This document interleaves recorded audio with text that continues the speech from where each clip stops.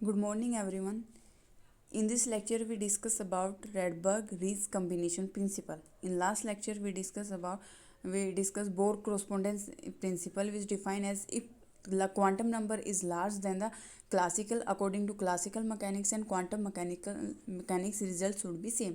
तो मेरे पास क्या आया था, हाइड्रोजन एटम की हमने फ्रीक्वेंसी फाइंड आउट की थी क्लासिकली और क्वांटम मैकेनिकली. जब मेरे पास क्वांटम नंबर क्या होगा, लार्ज होगा, तो आपके पास वैल्यू क्या आई थी, सेम आई थी दोनों से. ठीक है, ये आपके पास क्रोस्पोंडेंस बोर क्रोस्पोंडेंस प्रिंसिपल था. नेक्स्ट हमारे पास रेडबर्ग रीज कम्बिनेशन प्रिंसिपल. इसके अकॉर्डिंग क्या होगा, रेडबर्ग ने क्या होगा, जो हाइड्रोजन की स्पेक्ट्रल लाइन थी, उनके जो लाइन है उनको कंबाइन करके उसने स्टडी की, तो वहाँ पे एक न्यू सीरीज फॉर्म हो रही थी.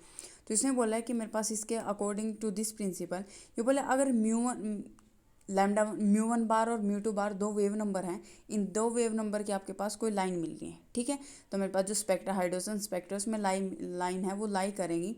तो मेरे पास क्या होगा, mu one plus mu two और mu one minus mu two बार जो वेव नंबर है इन दोनों का कॉम्बिनेशन है प्लस और माइनस की फॉर्म में. ये बोले ये भी क्या हो गया आपके पास, वहाँ पे क्या होगा, एक अलग फॉर्म में मेरे पास क्या होगा, लाइन लाई करेंगी. इस कॉम्बिनेशन फॉर्म में मेरे पास क्या होगा, स्पेक्ट्रा में हमेशा लाइन क्या मिलेगी, जरूर मिलेगी. सिर्फ उसको क्या होगा, सिलेक्शन रूल को फॉलो करना चाहिए.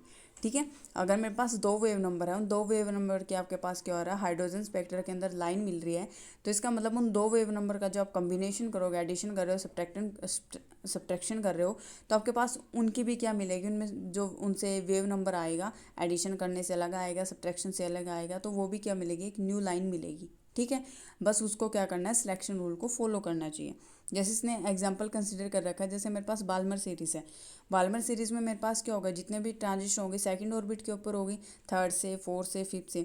अगर मेरे पास थर्ड से सेकंड पे हो रही है तो उसको अल्फ़ा बोलते हैं, फोर्थ से हो रही तो उसको beta, then del gamma, gamma del, ऐसे कंटिन्यूटी सीरीज चलती रहती है. ठीक है, अब इन दोनों का बोला कॉम्बिनेशन लेते हैं, इन दोनों का इसका डिफरेंस ले लिया, तो यहाँ से एक अलग लाइन फॉर्म हुई है जो मेरे पास क्या है, पासन सीरीज़ की फर्स्ट लाइन है. तो इसका कहने का मतलब है कि मेरे पास सिमिलर फॉर्म, अगर ये बोल रहा है गामा को कंसिडर करें, तो मेरे पास हाइड्रोजन जो बाल्मर है उसकी गामा सीरीज़ क्या हो जाएगी, यहाँ पे क्या आ जाएगा, 4 की जगह क्या आएगा आपके पास, 5 आ जाएगा यहाँ पे. ये बोले उसका और अल्फ़ा वाली लाइन का कॉम्बिनेशन करें, तो ये बोले वहाँ से भी क्या मिलेगी, एक अलग सीरीज़ मिलेगी. तो ये बोल रहे ऐसे मेरे पास क्या होगा, कॉम्बिनेशन से मेरे पास क्या मिले, एक लाइन मिल रही है. तो ये मेरे पास यही क्या था, रेडबर्ग कॉम्बिनेशन प्रिंसिपल, जिसके अकॉर्डिंग अगर दो वेव नंबर है, उनकी लाइन एग्जिस्ट कर रही है, तो उनके अगर आप उनका क्या करोगे, कॉम्बिनेशन करेंगे तो जो वेव नंबर होगा उसकी भी लाइन क्या करेगी, वहाँ पे एग्जिस्ट करेगी. तो मेरे पास जैसे इसने एग्जांपल शो किया, वी अल्फ़ा मतलब वी अल्फ़ा अगर मेरे पास 3 से 2 पे ट्रांजिशन हो रहे हैं उसको अल्फ़ा, 4 से 2 पे बीटा, 5 से 2 पे आपके पास गामा, 6 से 2 पे आपके पास क्या आ जाएगा, डेल. तो ये मेरे पास अल्फ़ा बीटा गामा, ये मेरे पास क्या आ जाएगी, इस फॉर्म में सीरीज़ को डिफाइन कर सकते हैं आप, बाल्मर सीरीज़ को. ठीक है, तो मेरे पास ये जब इन दोनों का क्या किया हमने, कम्बिनेशन फॉर टर्म लिखी, तो मेरे पास क्या हो गया, हमें पासन सीरीज़ की फर्स्ट लाइन मिल रही थी. तो मेरे पास क्या है, सिर्फ सिलेक्शन रूल को फॉलो करना चाहिए, तो आपको क्या मिलेगी, उनके कम्बिनेशन से भी आपको क्या मिलेगी, एक न्यू लाइन है वो, मतलब न्यू सीरीज़ है वो मिलेगी, जो उसमें ऑलरेडी एग्जिस्ट कर रही होगी. ठीक है, ये मेरे पास क्या था, रेडबर्ग दिस प्रिंसिपल था, कॉम्बिनेशन प्रिंसिपल था जो रेडबर्ग ने दिया था, जब उसने कॉम्बिनेशन किया था सारी लाइंस का, तब मिला था मेरे पास. नेक्स्ट है मेरे पास variation of Rydberg constant due to finite mass. हमने फाइनाइट मास किया था, अब रेडबर्ग जो कांस्टेंट है उसमें एम की वैल्यू इंट्रोड्यूस हो रही है. और जब हमने फाइनाइट मास के लिए किया था कि मेरे पास क्या होगा, न्यूक्लियस का एक फाइनाइट मास है एज कम्पेयर टू इनफाइनाइट, तो मेरे पास एम की जगह क्या आ गया था, वहाँ पे म्यू का कॉन्सेप्ट आ गया था, रिड्यूस मास का. ठीक है, तो सेम केस यहाँ पे ही होगा. ये बोल रहा आर की वैल्यू क्या आई थी, रेडबर्ग कांस्टेंट की वैल्यू यही है, या फिर आर इनफाइनाइट की फॉर्म में लेके, क्योंकि उस टाइम हम कंसिडर करके चले थे न्यूक्लियस आप बोर के अकॉर्डिंग की रेस्ट पे, और फिर इनफाइनाइटली क्या होगा, हैवी होगा आपके पास. ठीक है, तो बोल रहे हैं मेरे पास क्या होगा, जब इसको फाइनाइट मास कंसिडर करोगे न्यूक्लियस को, तो आपके पास क्या होगा, रिड्यूस मास मिल रहा था, जिसकी वैल्यू किसके इक्वल थी, M into M by M plus M के इक्वल थी. स्मॉल एम आपके पास इलेक्ट्रॉन का मास था, कैपिटल एन आपके पास न्यूक्लियस का मास था. ठीक है, और यहाँ से म्यू की वैल्यू इस फॉर्म में डिफाइन कर सकते हैं कि मेरे पास क्या करूँ, एम से मल्टीप्लाई और डिवाइड कर दो, या फिर न्यूमिनेटर और डिनोमिनेटर को दोनों को एम से डिवाइड कर दो, तो इस फॉर्म में आ जाएगा. अभी बोल रहे हैं मेरे पास इसको क्या लिख सकते हो, आर एम. ये बोले जो मेरे पास सेकंड इक्वेशन है, सेकंड किस में सब्सिट्यूट करनी है, यूज सेकंड थर्ड में यूज़ करनी है आपको. तो मेरे पास सेकंड थर्ड में यूज़ करें, तो मेरे पास क्या होगा, यहाँ से किसका डिफरेंस आ रहा है, एम का और म्यू का डिफरेंस आएगा. तो मेरे पास जब इन दोनों को रिलेट करोगे, तो एम बाई क्या मिलेगा आपको, ये मिलेगा R M equal to mu R infinity by M. यही दो टर्म है जो कैंसिल नहीं होगी, बाकी सारी टर्म क्या हो जाएंगी, कैंसिल आउट। म्यू की वैल्यू सब्स्टिट्यूट करोगे, एम से एम कैंसिल हो जाएगा, आपके पास क्या मिलेगा, आर एम। आर एम है आपके पास Rydberg constant for finite nucleus के लिए, फाइनाइट मास न्यूक्लियस के लिए, और मेरे पास है इनफाइनाइट के लिए, मतलब हैवी होगा और रेस्ट पे होगा, जो बोर की अजम्पशन थी। ठीक है, अब इन दोनों से जब वैल्यू फाइंड आउट करोगे आर एम की और आर इन्फिनिटी की, आर इन्फिनिटी की आप पहले भी कर चुके हो, अगर दोबारा फाइंड आउट करोगे तो मेरे पास क्या आ जाएगी, आएगी 1.0937 इंटू 10⁻⁷ मीटर इनवर्स। अब न्यू हाइड्रोजन केस में, न्यू हाइड्रोजन केस का मतलब मेरे पास क्या है यहाँ पे, कि हम क्या कंसिडर करके चल रहे हैं कि आपके पास न्यूक्लियस किस पे इस टाइम, मेरे पास एक फाइनाइट मास है उसका, और पहले मेरे पास कंसिडर करके चले थे कि इनफाइनाइटली हैवी है, इस वजह से हम आर इन्फिनिटी से शो कर रहे हैं उसका रेडबर्ग कांस्टेंट। तो मेरे पास यहाँ से क्या, एम बाई एम की वैल्यू क्या आ जाएगी, हमें पता है कि जो मास है वो क्या होगा उसका, इतना मतलब जो इलेक्ट्रॉन का मास है और न्यूक्लियस का वो क्या होगा, 1/186 के इक्वल होगा, ये रेशियो है इनका। तो इसकी जब वैल्यू को पुट करोगे तो यहाँ से आपके पास जो न्यू रेडबर्ग कांस्टेंट है वो मिलेगा 1.096777। ये क्या है, इन दोनों में डिफरेंस है, ये मेरे पास पहले, ये मेरे पास सेकंड, और इसकी यूनिट सेंटीमीटर इनवर्स, ये मेरे पास क्या आ जाएगा न्यू, इसमें भी सेंटीमीटर इनवर्स होगा, ये दे रखा है। ठीक है, तो मेरे पास क्या हो जाएगा, ये बोल रहा है, प्रूव कर रहा है कि प्रूव कर, जो आर एम है फाइनाइट फॉर्म में लेके चलोगे उसका जो रेडबर्ग कांस्टेंट है वो लेस आएगा एज कम्पेयर टू इन्फिनिटी की।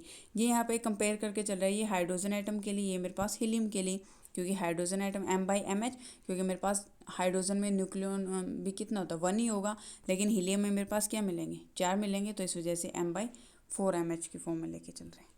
ठीक है, यहाँ से इनका कंपेयर करोगे वैल्यू को, यहाँ से क्या M/mH की वैल्यू क्या आ जाएगी, ये इसकी, ये बोल रहा है जब इसको डिवाइड करोगे तो यहाँ से M/mH की आपको यही वैल्यू मिलेगी। ठीक है, तो मेरे पास ये क्या आ गया कि एक्सपेरिमेंटल कैलकुलेशन हो गई, कि मेरे पास जो एविडेंस बोर थ्योरी के फेवर में जा रहा था, कि मेरे पास क्या होगा, जो हम कंसिडर करके चले थे वही मेरे पास क्या मिल रही है, इनकी वैल्यू मिल रही है जो एक्सपेरिमेंटली हमने फाइंड आउट की है। अब नेक्स्ट है स्पेसिफिक चार्ज ऑफ इलेक्ट्रॉन। ये बोला इलेक्ट्रॉन का स्पेसिफिक चार्ज भी कैलकुलेट कर सकते हो इसकी हेल्प से।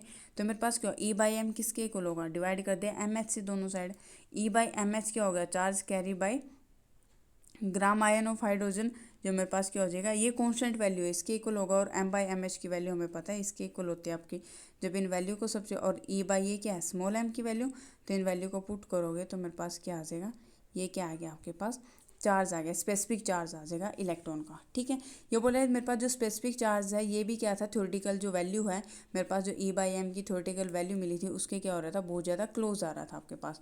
तो मेरे पास क्या होगा, इसका मतलब मेरे पास क्लियर है कि मेरे पास जो कॉन्स्टेंट है, मतलब रेडबर्ग कांस्टेंट है डिफरेंट एलिमेंट के लिए, वो क्या होगा, वेरी करेंगे, बट जैसे जैसे आपके पास क्या होगा, मास इंक्रीज होगा, आपका मतलब ये आप बोल सकते हैं कि मेरे पास क्या होगा, जैसे जैसे मास नंबर ए की वैल्यू इंक्रीज करेगी, ये दोनों क्या कर देंगे, कोलैप्स कर देंगे, मतलब ये दोनों क्या हो जाएंगे, आर एम की वैल्यू आर इन्फिनिटी को ही अप्रोच कर जाएगी उस टाइम। ठीक है, और वैसे मेरे पास क्या होगा, स्टार्टिंग में मेरे पास हर वैल्यू के लिए, जैसे रेडबर्ग कांस्टेंट दे रखा है, पहले क्या कर रहा है, ये मास नंबर है, ये रेडबर्ग कांस्टेंट है, पहले हाइड्रोजन हीलियम या आइसोटोप इनके लिए वेरी कर रहा है स्लोली, लेकिन लास्ट में जैसे जैसे मास नंबर इंक्रीज हो रहा है, ये क्या हो रहा है, दोनों की वैल्यू लास्ट में जाके क्या हो जाएगी, सेम ही आ जाएगी। मतलब आप बोल सकते हैं आर एम क्या करेगा, आर इन्फिनिटी को क्या कर देगा, अप्रोच कर देगा। ये बोला अगर हमें M/mH की वैल्यू फाइंड आउट करनी है तो मेरे पास क्या होगा, यहाँ से Rydberg constant can be use to find the ratio, बोले एक टाइप से एप्लीकेशन है कि रेडबर्ग कांस्टेंट को हम जो रेशियो है मास ऑफ इलेक्ट्रॉन और मास ऑफ प्रोटॉन के लिए यूज़ कर सकते हैं, क्योंकि आर एम किसके इक्वल होगा, equal to R infinity divide by 1 plus M/m, पीछे वैल्यू रिलेशन निकाला था ये, आर एच की वैल्यू भी आपके पास, आर इन्फिनिटी की वैल्यू भी, तो पुट करके मेरे पास क्या आ जाएगा, M/mH की वैल्यू आ जाएगी। M क्या आपके पास मास है इलेक्ट्रॉन का, MH है मास है प्रोटॉन का। सेम हीलियम के लिए करोगे M/mH, तो मेरे पास क्या आ जाएगा, यहाँ से M/mHe की वैल्यू आ जाएगी, और MHe को क्या हाइड्रोजन की फॉर्म में अगर डिफाइन करोगे तो मेरे पास क्या आ जाएगी, 4 MH के इक्वल आ जाएगा। ठीक है, तो यहाँ से क्या कर सकते हो आप, इजीली वैल्यू फाइंड आउट कर सकते हो। ये क्या था आपके पास, वेरिएशन थी रेडबर्ग कांस्टेंट में, हमारे पास M की वैल्यू आई थी, जो पहले जो आर एज ए मतलब न्यूक्लियस है जो इनफाइनाइट मास या फिर हैवी कंसिडर करके चले थे कि रेस्ट पे है, तब मेरे पास रेडबर्ग कांस्टेंट की वैल्यू ये वाली आई थी आपकी, दिस वन। उसके बाद हमने कंसिडर किया है कि मेरे पास क्या होगा, फाइनाइट मास है, तो आपके पास क्या आ गई, रेडबर्ग कांस्टेंट की ये वैल्यू आई। तो इन दोनों को कंपेयर करके मेरे पास क्या होगा, ये तो M/mH की वैल्यू है कि मेरे पास क्या होगा, मास है किसका, प्रोटॉन का और हाइड्रोजन का। तो यहाँ से जो हम वैल्यू कंसिडर करके चले थे in case of hydrogen atom, और जो मेरे पास एक्सपेरिमेंटली जो फिर वैल्यू फाइंड आउट की है रेडबर्ग कांस्टेंट की हेल्प से, ये क्या आई है, सेम आई है। तो इसका मतलब मेरे पास क्या हो गया, एक टाइप से एक्सपेरिमेंटली प्रूव हो गया कि मेरे पास ये जो रिजल्ट है ये क्या होंगे, आपके पास करेक्ट रिजल्ट आ रहे हैं। ठीक है, ऐसे स्पेसिफिक चार्ज का देखा तो भी क्या आ रहा था, जो एक्सपेरिमेंटल वैल्यू है उससे क्या कर रहा था, उसके बहुत ज़्यादा क्लोज था। इसका मतलब मेरे पास ये सेकेंड सक्सेस से कंफर्मेशन था बोर थ्योरी का। नेक्स्ट मेरे पास था कि मेरे पास रेडबर्ग कांस्टेंट और मास नंबर की वेरिएशन शो की कि मेरे पास जैसे जैसे मास नंबर इंक्रीज़ होगा, पहले तो मेरे पास वेरी करेगा, उसके बाद जैसे जैसे मास नंबर इंक्रीज़ होगा आर इन्फिनिटी क्या करेगा, आर एम को क्या कर देगा, अप्रोच, मतलब आर इन्फिनिटी और आर एम की वैल्यू क्या हो जाएगी, लार्ज मास नंबर पे इक्वल आ जाएगी। ठीक है, ये आपके पास क्या था, वेरिएशन रेडबर्ग कांस्टेंट में। रेडबर्ग कांस्टेंट में पहले हमें फाइनाइट मास है, उसमें वेरिएशन मतलब किस टाइप से मेरे पास उसमें बोर थ्योरी में करेक्शन की थी कि मेरे पास फाइनाइट मास कंसिडर करेंगे, जिसकी वजह से वो मास रिड्यूस मास प्रॉब्लम में चेंज हो गया था। तो इस वजह से यहाँ पे क्या आई थी, इसमें कांस्टेंट है जो फाइनाइट मास है उसमें रेडबर्ग कांस्टेंट में स्मॉल वेरिएशन एक वेरिएशन आई थी। ठीक है।